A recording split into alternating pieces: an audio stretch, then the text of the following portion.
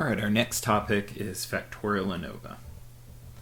The data and example we're going to use is drawn from Andy Field's book, Discovering Statistics Using R, and he calls this the beer goggles data. So I'll just read the introduction here. He says, an anthropologist was interested in the effects of alcohol on mate selection at nightclubs. Her rationale was that after alcohol had been consumed, subjective perceptions of physical attractiveness would become more inaccurate, the well-known beer goggles effect.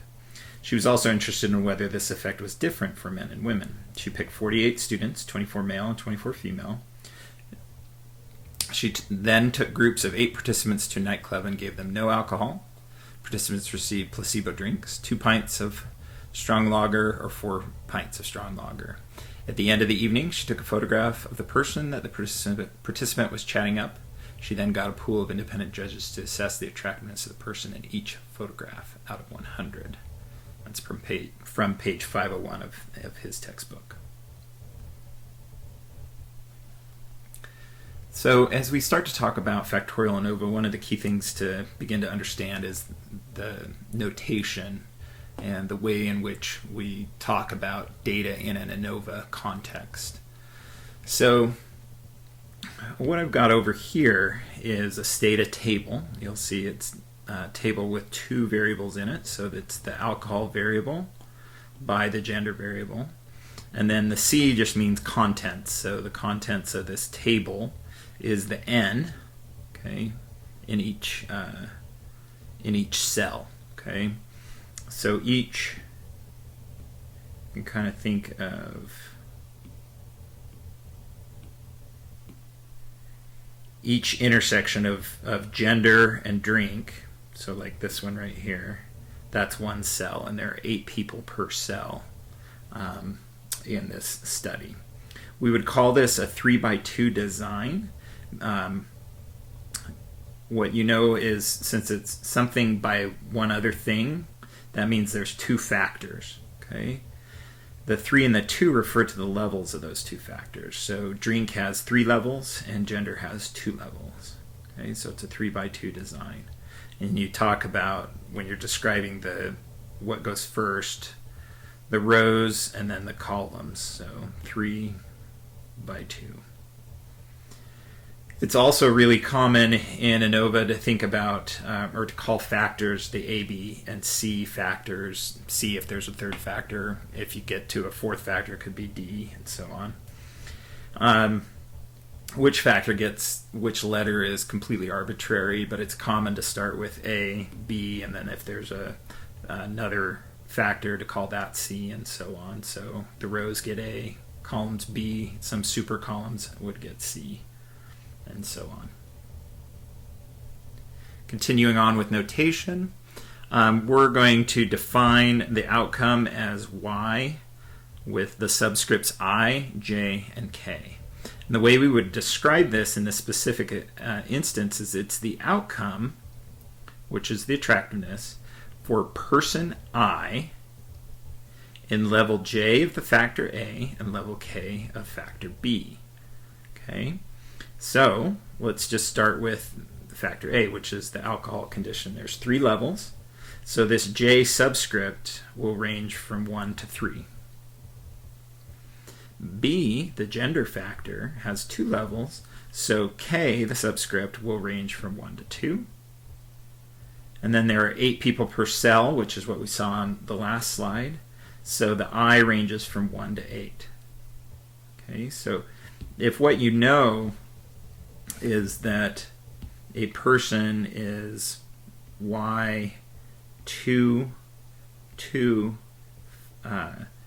2, 2, 1, then you know that they are the 2nd person in level 2 of alcohol, which would be the 2 pints, and gender 1, which would be women in this case. Okay? So it'd be the 2nd person in the 2-pint condition who's also a woman. Okay? So you use that to just identify each individual person in the data set. So you can look over here on the right side. I've just listed a bit of the data. And so you can again look, we have 8 people in this first cell. This is the no alcohol women attractiveness, right? That's their attractiveness scale. So if you wanted to talk about the third person in the no alcohol condition who's a woman, right? That'd be something like Y, third person, no alcohol, who's a woman, right? That would be Y311. Anyway, you can do that for any of the observations in the data set.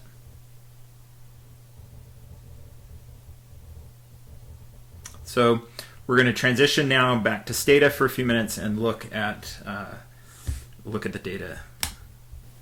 Okay, so what I want to do in just examining the data is we just want to look at some descriptive statistics, learn how to make a table of some descriptive statistics that'll help us understand the factorial data. Okay, so the first thing I'm going to do is I'm going to load up the data.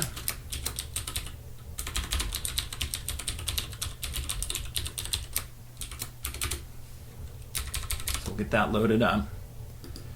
And if we open the data editor, you'll see that it's what we saw before. So on that listing on the slides. So we've got 48 total subjects. We have a variable in the data set that tells us which of the alcohol conditions they're in. We have a second variable that's going to tell us which of the gender categories they're in, and then the outcome variable. Now, unlike the regression where you had to dummy code things, ANOVA, at least in the way that Stata is going to implement it, you don't have to dummy code any of your categorical variables. It takes care of that all behind the scenes for us. So there isn't some additional work you have to do there. Okay, so the first thing we're going to do is we're going to create a table of means. Okay, so we'll say table alcohol. And then in that table, and remember the C here means contents, we're going to get the mean of attract, the standard deviation of attract, the 50th percentile or median of attract, and the sample size or number of people per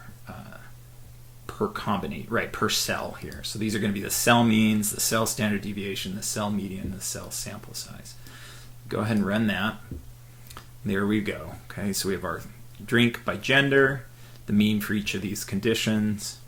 Okay, so if you think about where was the attractiveness the lowest, it was men who have 4 drinks. Okay, and where was it the highest? Well, these two are kind of the same.